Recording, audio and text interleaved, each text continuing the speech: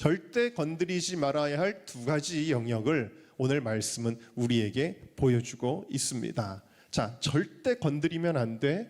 마치 에덴 동산에 선악을 알게 하는 나무의 실과만큼은 하나님이 절대 건드리지 말라고 하신 것처럼 절대 건드리지 말라고 하는 두 가지 영역을 한번 보도록 하겠어요. 첫 번째 같이 읽어볼까요? 남의 아내를 건들지 말라. 자, 뭐라 그랬냐면 하나님께서 네가 데려간 이 여인으로 말미암아 네가 죽을 것이다.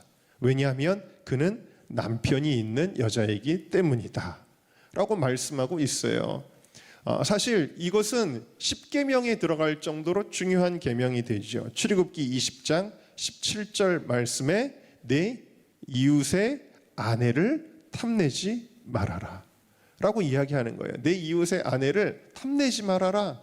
간음하지 말라는 정도가 아니라 내 이웃의 아내가 예쁘고 뭐 자상하고 능력이 있고 그렇다고 할지라도 탐내지도 말아라 라고 말씀을 하고 있지요. 레위기 20장 10절에 보면 누구든지 남의 아내와 간음하는 자는 그 간부와 음부를 같이 죽여라. 그렇게 무섭게 말씀하고 계십니다. 잠언 6장 29절 말씀 6장 29절 한번 읽어볼까요? 시작. 남의 아내와 통간하는 자도 이와 같을 것이라. 그를 만지는 자마다 벌을 면하지 못하리라. 만지기만 해도 벌이 된다. 자, 그런데 오늘날에 이 세대는 이제는 이 부부간의 이 테두리를 넘어서는 성적인 죄악들이 굉장히 만연해 있고 그리고 많은 그리스도인들도 이러한 죄를 짓습니다. 근데 이런 죄를 짓는 이유 중에 하나가 있어요. 우리가 드라마 같은 걸 보면 알 수 있는데 드라마에 보면 이런 내러티브들이 등장하죠. 어떤 내러티브예요? 굉장히 괜찮은 여자가 있는데 남편은 되게 이상한 남편을 만난 거예요. 그리고 남편이 폭력적이거나 가정에 무책임하거나 알코올 중독자이거나 혹은 그 남편이 바람을 피고 있거나 그러면 그 내러티브가 어떻게 몰고 가요? 이 남의 아내라고 할지도 이 여자와 로맨스에 빠지는 것을 굉장히 정당하고 아름답게 묘사하는 그런 내러티브들을 우리는 드라마에서 보지 않아요? 근데 이런 내러티브들은 실생활에서도 있다라는 거예요. 실생활에서도 마귀는 우리를 미혹하는데 자기를 합리화한다라는 거예요. 저 사람은 남의 아내이지만 그러나 내가 사랑할 만한 충분한 정당성이 있어 라는 내러티브가 깔리게 될 때 쉽게 범죄한다라는 것이죠. 그러나 예수님은 뭐라 그러셨어요? 여인을 향하여 음욕을 품는 것만으로도 우리가 눈으로 생각으로 범죄하는 것만으로도 간음하는 죄다 라고 하였습니다. 여러분, 아무도 모르는 죄라고 할지라도 다윗의 그 죄가 결국에는 죄값을 받잖아요. 우리가 인생을 오래 살다 보면 느끼게 되는 게 있어요. 그게 뭐냐면 아무도 모르게 짓는 죄도 결국에는 죄값을 다 받는구나 라는 것을 인생을 오래 살면 살수록 우리가 깨닫게 되어져요. 여러분, 범죄하지 않는 저와 여러분 모두가 될 수 있기를 주님의 이름으로 축원합니다. 두 번째 영역이 있습니다. 함께 읽어볼까요? 시작. 네, 여러분 지금 아비멜렉 입장에서 아브라함은 정말 형편없는 사람이고요. 그리고 아비멜렉이 죄를 지을 뻔한 것도 아브라함이 거짓말해서 일어난 일입니다. 그러니까 아비멜렉이 아브라함을 책망합니다. 마치 세상 사람들이 그리스도인들을 향해서 비난하는 것처럼 막 책망합니다. 왜 나한테 거짓말했어 당신 때문에 큰일 날 뻔하지 않았어? 라 그러면서 아브라함에게 막 책망을 해야 되는, 여러분 그리스도인들이 세상을 책망해야 되는데 세상이 그리스도인들을 책망하는 이 거꾸로 된 난감한 상황과 비슷한 것이죠. 자, 그런데 이 상황 가운데서 아브라함은 뭐라고 말씀을 하셨는가 좀 살펴보겠는데, 하나님은 이렇게 말씀하세요. 6절 말씀, 하나님이 꿈에 또 그에게 이르시되 네가 온전한 마음으로 이렇게 한 줄을 나도 알았으므로 너를 막아 내게 범죄하지 아니하게 하였나니. 네, 됐습니다. 자, 몰라서 그렇게 한 거를 하나님이 참작하셔서 막아주셨다라는 거예요. 자, 참작해서 막아주셨는데 여기 보니까 너를 막아 내게 범죄하지 아니하게 하였나니. 그러니까 아브라함의 가정을 깨뜨리는 죄는 곧 누구에게 대한 죄로 하나님이 간주하셨냐면 하나님께 대한 죄로 간주하셨다라는 거예요. 분명히 아브라함은 치졸한 사람이고 거짓말한 사람임에도 불구하고 아브라함에게 범죄하는 것은 하나님께 범죄하는 것으로 여기셨다. 그럼 그 이유가 무엇일까요? 7절에 나옵니다. 7절 읽어볼까요? 시작. 이제 그 사람의 아내를 돌려보내라. 그는 선지자라. 자, 이유가 뭐예요? 아브라함이 누구기 때문에? 선지자이기 때문이다라는 거예요. 예를 들면 미국에서 우리나라에 대사를 보냅니다. 뭐 중국에서도 러시아에서도 우리나라에 대사를 보냅니다. 그 대사가 뭐 좀 잘못했어요. 그럼 그 잘못한 대사를 우리가 너 이놈의 자식 그러면서 우리가 막 때리고 예를 들면 뭐 사형에 처하고 막 그러면 이거는 뭘로 간주가 되냐면 그 나라에 대한 도전으로 간주가 되는 것과 같은 이치다라는 거죠. 그러니까 그는 선지자라. 그건 뭐냐면 너 몰랐지? 아브라함은 선지자야. 그리고 사실 죄가 별로 없어 보이는 아비멜렉이 이 상황에서 살고 죽는 문제에 떨어지게 되는데 그 살고 죽는 조건이 무엇으로 결정되고 있어요? 7절을 다시 보실까요? 노란 부분만 같이 읽어봅시다. 시작. 그는 선지자라. 그가 너를 위하여 기도하리니 네가 살려니와 내가 돌려보내지 아니하면 너와 네게 속한 자가 다 반드시 죽을 줄 알지니라. 이게 무슨 얘기예요? 이것도 결국 같은 얘기인데 아브라함이 아무리 잘못했어도 선지자는 선지자다. 그런 뜻이라는 거예요. 그래서 여러분 이 말씀을 통해 우리가 다시 깨닫게 되는 것은 뭐냐면 하나님이 권위를 주시고 세우시는 주님의 종들은 우리가 함부로 비판하거나 심판하는 대상이 아니라는 거예요. 아이고 목사님이 이런 말씀으로 자기를 보호막을 쫙 치시네. 여러분 혹시 이런 생각을 하시나요? 여러분 그러면 목사는 아무렇게나 해도 된다는 뜻인가요? 그게 아니에요. 여러분 하나님의 종들은 어떻게 그럼 하느냐? 잘못해도 그냥 다 자유를 주시고 감싸주시고 덮어주시느냐? 그게 아니라 주의 종들은 하나님이 직접 그래서 더 신랄하게 다루신다라는 거예요.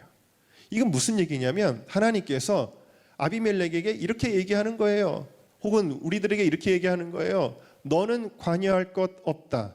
내가 알아서 한다. 나에게 속한 사람이니까 내가 직접 다룰 거야. 그 얘기를 하는 것입니다. 이것은 하나님의 일을 한다는 주의 종들에게는 훨씬 더 무시무시한 일이죠. 훨씬 더 무서운 일이라는 이야기입니다. 성경의 예를 한번 찾아볼까요? 엘리는 제사장입니다. 그런데 엘리가 자식 관리를 잘못해서 자식들이 성전에서 음행하고 성전의 성물들을 건드리고 막 이럽니다. 하나님이 어떻게 하시죠? 엘리를 직접 치십니다. 엘리의 두 아들을 직접 치십니다. 한날에 그의 가족이 다 몰살을 당하잖아요. 자, 그럼에도 불구하고 사무엘은 엘리가 이렇게 하나님의 심판을 당할 때까지 엘리에게 공손하게 섬겨요. 왜요? 제사장이니까, 하나님의 종이니까 그렇게 한 것입니다. 또 사울은 어떤 사람이었어요? 사울도 하나님이 이스라엘의 첫 번째 왕으로 기름 부은 자였다라는 거예요. 근데 이 사울이 교만해지고 하나님 말씀에 불순종하니까 하나님이 그를 버리잖아요. 자, 그런데 이 사울을 하나님이 결국에는 어떻게 다루시느냐? 하나님이 직접 치시는 거예요. 전쟁터에서 사울은 아주 비참하게 죽습니다. 하나님이 직접 다루시는 거예요. 그러나 하나님이 이렇게 치시기까지는 다윗이 사울 때문에 너무 억울한 일을 당하고 너무 괴롭힘을 당하고 죽을 고비를 많이 넘겨도 이 사울을 제거할 수 있는 기회에 다윗은 사울을 건드려요? 안 건드려요? 안 건드립니다. 그리고 이렇게 이야기를 하죠. 사무엘상 24장 6절 말씀을 같이 읽겠습니다. 시작. 자기 사람들에게 이르되 내가 손을 들어 여호와의 기름 부음을 받은 내 주를 치는 것은 여호와께서 허락하셨어요? 금하셨다 그랬죠. 왜? 그는 여호와의 기름 부음을 받은 자가 됨이니라 하고 그랬어요. 여러분 하나님은 사람이 심판자가 되는 것을 기뻐하지 아니하십니다. 자, 이런 하나님의 원리를 보여주는 많은 말씀들이 있는데 두 개의 말씀만 제가 한번 뽑아봤습니다. 같이 읽어봅시다. 시작. 네가 어찌하여 내 형제를 비판하느냐? 어찌하여 내 형제를 업신여기느냐? 우리가 다 하나님의 심판대 앞에 서리라. 또 로마서 12장 19절 시작. 내 사랑하는 자들아 너희가 친히 원수를 갚지 말고 하나님의 진노하심에 맡기라. 기록되었으되 원수 갚는 것이 내게 있으니 내가 갚으리라고 주께서 말씀하시니라. 자, 이런 말씀들은 뭘 보여주고 있냐면 우리가 심판자가 될 수 있다라는 거예요, 없다는 거예요? 없다는 거예요. 심판은 누구에게 속한 거라는 거예요? 하나님께 속한 거라는 이야기입니다. 물론 하나님은 심판하실 때도 사람을 쓰거나 민족을 쓰거나 국가를 쓰기도 해요. 자, 그런데 여기서 중요한 원리가 있습니다. 하나님이 누군가를 심판하기 위해 사람을 쓰거나 어떤 국가나 민족을 쓰실 때에도 그 심판의 도구로 쓰임받는 자들은 결국에는 심판받아 버려질 악의 도구들을 쓰셔요. 선한 도구들은 심판의 도구로 쓰지를 않는다라는 것입니다. 그래서 이런 도구들은 의의 도구가 아니라 악한 자들, 멸망하고 버려질 자들을 하나님이 쓰신다. 그러니까 여러분, 세상에서 심판자로 자처는 굉장히 내가 의롭다고 생각하고 내가 심판자가 될 수 있다고 생각하는 의롭다고 정의롭다고 생각하는 사람들이 알고 보면은 어떤 사람들이냐면 악의 도구들인 경우가 있다. 여러분들이 선한 도구, 축복의 도구로 쓰임 받으셔야지 악의 도구로 쓰임 받지 마시기를 주님의 이름으로 축원합니다. 그럼에도 불구하고 내가 정의를 구현할 거야. 내가 이 사람을 몰아낼 거고 이 사람을 끌어내릴 거고 이 사람을 내가 완전히 창피를 줄 거고, 여러분 이런 정의 구현을 내가 해야 된다라는 이 마음은 뭐예요? 하나님을 신뢰하지 않는 거예요. 하나님이 어디를 개입해? 이 땅에, 이 세상에 아무리 기다려봐도 아무 일도 일어나지 않는 것 같아. 내가 할 거야. 내가 정의를 구현할 거야. 이게 뭐냐면 인본주의라는 거예요. 인본주의. 그러니까 내가 주인이 돼서 하는 거죠. 하나님께 심판은 맡겨라 라는 주님을 신뢰하지 못하는 것입니다. 그러나 여러분, 진정한 하나님의 백성들에게는 하나님이 건드리지 말라는 영역은 건드리지 말아야 되는 거예요. 특별히 아까도 말씀드린 것처럼 주의 종의 영역은 우리가 건드리지 말아야 할 영역으로 하나님이 정하신 것인데, 이것은 하나님이 인간을 축복하시는 방법 중에 하나예요. 왜? 그래야 무질서가 난무하지 않거든요. 교회 공동체 안에서 그래야 사람들이 서로 정의를 막 외치면서 이러면은 안 되는 거거든요. 그래야 성도들이 은혜 받고 그래야 하나님의 영광이 드러나게 되어지기 때문이다라는 사실입니다. 그럼에도 불구하고 우리는 오늘 이 말씀을 보며 뭔가 공정하지 않다는 느낌을 지울 수가 없습니다. 요즘 우리 대한민국의 화두가 뭐예요? 공정이잖아요. 청년들이 공평해야 된다. 공정. 요즘에 뭐 아이들 대학 입시 시험만 해도 아니 어떻게 학교만 열심히 다니는 아이는 돈 주고서 사교육 받은 아이들보다 좋은 점수를 낼 수 없는 그런 불리한 환경이냐? 공정이 화두 아니겠습니까? 근데 오늘 말씀을 보면 굉장히 공정하지 않다는 그 느낌까지 지우기는 좀 어렵지 않아요? 왜냐하면 이 아비멜렉은 사실 인간적인 눈으로 보면은 참 남자다운 사람으로 보인다라는 거예요. 왜냐? 아이고, 하나님께도 이렇게 항변했잖아요. 주님, 제가 이 여인을 가까이 하지도 않았고 제가 알았으면 절대 이렇게 하지 않았어요. 그러면서 너무 재밌는 게 뭐냐면, 아브라함이 예전에 소돔과 고모라를 위하여 기도할 때 하나님, 거기 의로운 백성이 있으면 의로운 백성을 악인 때문에 같이 멸하시렵니까? 이랬는데 똑같은 내용이 나오죠. 아니, 의로운 사람을 이렇게 하나님 벌할 수 있습니까? 그랬더니 하나님도 이 아비멜렉에 대하여 어느 정도 인정하시는 게 나오는데, 그래, 네가 그런 마음으로 했기 때문에 내가 너를 봐준 거야. 그래서 죄짓지 않게 해준 거야 라고 하나님이 그렇게 말씀을 하셨단 말이에요. 자, 아비멜렉은 그럴 뿐만 아니라 나중에는 이 아브라함에게 기도를 받고 또 그 땅이 회복되고 그럴 때 아브라함을 높여주고 또 아브라함에게 선물을 주고 금은 보화를 얹어줘가지고 그래 통 크게 아주 멋지고 남자다운 사람으로 보여진다라는 사실이죠. 반면에 아브라함은 어떻게 느껴집니까? 정말 치졸한 남자로 보여지지 않나요, 여러분? 너무 우리가 아브라함 하면은 훌륭한 사람, 이삭을, 자기 자식을 하나님의 말씀에 순종하여 드린 사람이라는 이미지가 너무 강하게 박혀 있으니까 아브라함에 대해서 여러분들이 그런 생각을 안 하시는지 모르지만, 아니 오늘 본문만 보자고요. 오늘 본문만 보면은 어떤 느낌이 드냐면 정말 이게 치졸한 남자 아니겠어요? 25년 전에도 그랬거든요. 25년 전에도 애굽에 가가지고 자기 마누라를 누이라고 그렇게 거짓말을 했다가 아내 뺏길 뻔했거든요. 그런 일을 25년 전에도 겪었는데 지금 똑같이 또 두려움에 휩싸여가지고 자기 아내를 누이라고 거짓말을 했단 말입니다. 그렇게 거짓말을 하고 어떻게 위기를 살살살살살살 잔머리 굴려가지고 넘어가려고 했는데, 그랬더니 이거 왕이 그냥 데려가 버리네요, 아내를. 그러면은 그때라도 자기 아내가 끌려가는 그 순간에도 잠깐만요 사실은 제 아내입니다 해야 되는 거 아니에요, 여러분? 그런데도 그냥 멍하니 자기 아내가 남의 남자에게 끌려가는 거를 바라만 보고 있는 이 남자. 우리 자매님들, 여자 청년들, 이런 남자랑 결혼해도 되겠어요? 예? 이런 남자에게 내 인생을 걸 수 있겠어요? 여러분, 우리 여자 집사님들, 남편이 이러면 어떻게 생각하세요? 정말 치졸하지 않습니까? 그리고 나서도 나중에 아비멜렉이 당신 왜 나한테 거짓말했어? 그러니까 결국 한다는 얘기가, 아니 사실 내 누이가 맞거든요. 대답이라는 게 겨우 이 정도 수준이라는 말이에요. 얼마나 치졸합니까? 그러니까 아까도 말씀드렸지만 아비멜렉이 믿음의 조상으로 삼았다는 아브라함을 책망하는 거예요. 여러분, 얼마나 이게 창피한 일입니까? 얼마나 부끄러운 일입니까? 아브라함이 정직했다면 또 그 나라에 병이 돌지도 않았을 건데 말이죠. 자, 그러면 하나님도 좀 아브라함한테 아무리 편애하셔도 그렇지 아브라함한테 한두 마디 정도는 하셔야죠. 아브라함, 너 잘못했어. 너 이거 잘못이고, 너 하나님 두려워해야지 사람 두려워해가지고 거짓말하고 그렇게 짧은 수를 가지고 그런 식으로 너 잘못했고, 아비멜렉 너 속은 것도 죄야. 하나님이 좀 이렇게 좀 균형 있게 좀 해주셔야 되는 거 아니에요? 근데 하나님의 반응은 정말 이상하십니다. 아브라함의 잘못에 대해서는 하나님이 침묵하십니다. 그리고 누구만 탓하고 계셨어요?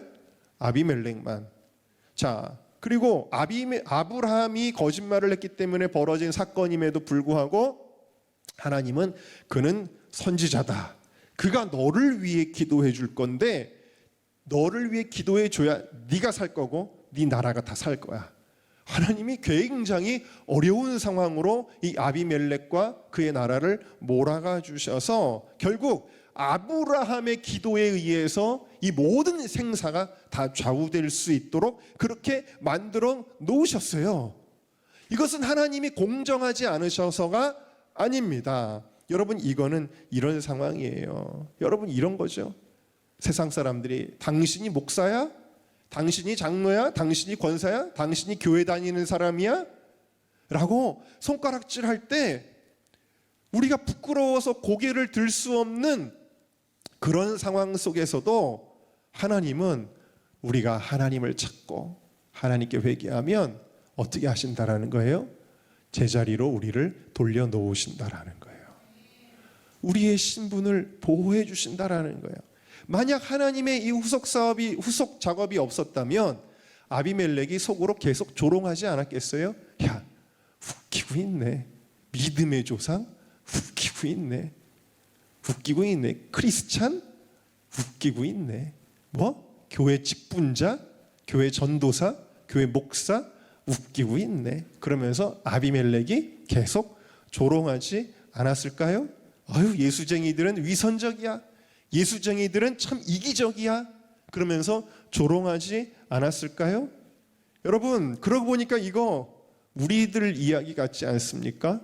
어디서 우리가 이런 얘기를 막 듣는 것 같지 않습니까? 그리고 실제로 우리가 이런 일들을 경험할 때도 있지 않습니까? 그러면 우리는 어떻게 되죠? 너무 부끄러워지죠. 하나님 앞에도 죄송해서 고개도 못 들게 되어지죠. 자, 그런데 그런 우리들, 고개를 들 수 없는 우리들을 위해서 주님이 오늘 말씀하시는 거예요. 뭐라고? 그는 선지자다. 하나님이 한 번에 이 수치를 당할 수밖에 없는 우리들을 높여주시는 거예요. 이거 하나님의 택하신 자들을 향한 놀라운 은혜인 줄로 믿습니다. 하나님은 세상을 향해서도 그는 선지자다, 함부로 하지 말아라, 말 잘 들어라, 그들이 기도해야 너희들이 산다 하고 세상을 향해서도 선포하실 뿐만 아니라 주님은 그는 선지자다 라는 말을 통해서 우리 자신의 신분을, 우리가 잊고 있었던, 망각하고 있었던 우리들의 신분을 다시 깨우쳐 주시는 것입니다.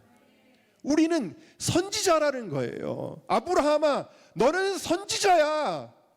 먹고 사는 문제 때문에 두려워가지고 그렇게 또 블레셋으로 내려가고 또 거기서 살겠다고 아내를 누이라고 거짓말하고 거기서 또 살겠다고 구차한 변명을 하고, 네가 그런 존재가 아니야. 너는 선지자잖아. 내가 책임지잖아. 내가 너와 함께 하잖아. 주님이 우리를 향해서 그 사명을 깨우쳐 주시는 것이다 라는 것입니다. 왜 믿음 없이 행해서 불신자들 앞에 수치를 당하고 있냐고. 내가 나의 영광을 위하여, 나의 계획을 위하여 내가 너에게 사명을 주었잖아. 내가 이제 너를 다시 높여줄 테니 너는 이제 사명을 다해라 라고 말씀하시는 줄로 믿습니다. 그렇습니다, 여러분. 우리가 교회를 아무리 오래 다녔어도, 우리가 교회에서 아무리 많은 직분들을 가지고 있다고 할지라도 이 사명을 잃어버리고 세상에 살아가는 것에 매몰되어 살아갈 때 우리는 어떻게 되는 거예요? 야, 예수 믿는 사람이 뭐 그래? 라는 손가락질을 받을 수 없을 정도로 우리는 세상의 안락과 정욕과 거짓과 위선과 이기심과 욕심에 빠져 살 수밖에 없다라는 것입니다. 그러나 주님은 우리에게 말씀하시는 거예요. 우리는 아비멜렉을 두려워할 존재가 아니다. 우리는 알량한 잔머리로 살아갈 존재도 아니다. 우리는 어떤 존재냐? 오히려 아비멜렉에게 거룩을 선포해야 되는 존재다 라는 사실입니다. 우리들의 신분에 대하여 베드로전서 2장 9절이 이렇게 말씀하고 있습니다. 우리 다 같이 크게 한번 읽어봅시다. 시작. 그러나 너희는 택하신 족속이요 왕같은 제사장들이요 거룩한 나라요 그의 소유가 된 백성이니 이는 너희를 어두운 데서 불러내어 그의 기이한 빛에 들어가게 하신 이의 아름다운 덕을 선포하게 하려 하심이라. 할렐루야. 아멘. 우리는 뭐예요? 왕같은 제사장이라는 것입니다. 그러니까 여러분, 이 아브라함이 아무리 부끄러운 상황이라고 할지라도 하나님이 높여주셔서 아브라함이 기도해야만 이 땅에 병이 물러가고 이 아비멜렉이 살고 그 나라가 살 수 있었던 것처럼, 이 나라의 운명이 아브라함의 기도에 달려 있었던 것처럼 우리가 기억해야 될 것이 있어요. 그게 뭐냐면 민족의 운명이 우리에게 달려 있다 라는 거죠. 하나님이 그렇게 만들어 놓으신 거예요. 아무리 우리가 부끄러워도 하나님이 우리는 그런 존재로 만들어 놓으신 거예요. 여러분 믿으십시오. 여러분의 가정이 예수 안 믿는다고 한다면 예수 믿고 이 자리에 예배드리는 여러분이 여러분의 가정의 운명을 책임지고 있다. 교회가, 한국교회가 우리에게 달려 있다. 이 대한민국이, 저 북한 땅이 누구에게 달려 있냐면 우리에게 달려 있다. 우리를 그런 왕같은 제사장으로 거룩한 나라로 하나님이 불러주셨다라는 사실을 잊지 마시기를 주님의 이름으로 축원합니다. 17절과 18절을 보십시오. 아브라함이 하나님께 기도하며 하나님이 아비멜렉과 그의 아내와 여종을 치료하사 출산하게 하셨다. 여러분, 우리가 기도할 때 가정이 살고, 우리가 기도할 때 교회가 살고, 우리가 기도할 때 민족이 살고, 우리가 기도할 때 저 북한 땅이 구원받게 되어지는 줄로 믿습니다. 여러분, 오늘 6.25 기념주의를 지키고 있는데 여러분, 오늘 우리가 다시 한번 깨달아야 돼요. 우리가 혹시 지금 아브라함 실수한 그 치졸한 아브라함의 모습으로 우리가 땅바닥을 기고 있지는 않은지요? 세상 사람들의 조롱 앞에서 우리가, 여러분, 수많은 언론들이, 댓글들이, 넷플릭스의 드라마들이 교회를 가지고 막 장난을 치고 하나님의 이름을 모욕하는데도 불구하고 그저 우리는 부끄러우니까 어쩔 수 없어, 우리가 행한 것이 부족한 게 많으니까 우리는 어쩔 수 없어 그러면서 거기서 그냥 또 굽신굽신하고 있는 우리들은 아닌지요. 여러분, 그거 아니라는 거예요. 주님은 고개 숙이지 마, 고개 숙이지 마, 고개 들어, 고개 들어. 너희는 왕같은 제사장으로 내가 불렀고 거룩한 나라로 불렀고 이 땅의 빛으로 내가 너를 불렀어. 주님은 그렇게 말씀하시는 거예요. 어차피 여러분, 솔직히 우리는 세상 사람들보다 더 빛과 소금으로 살아야 되고 윤리도덕적으로도 더 훌륭해야 되지만, 그러나 윤리도덕이 우리의 신분을 만들어주는 것은 아니에요. 그 인본주의예요.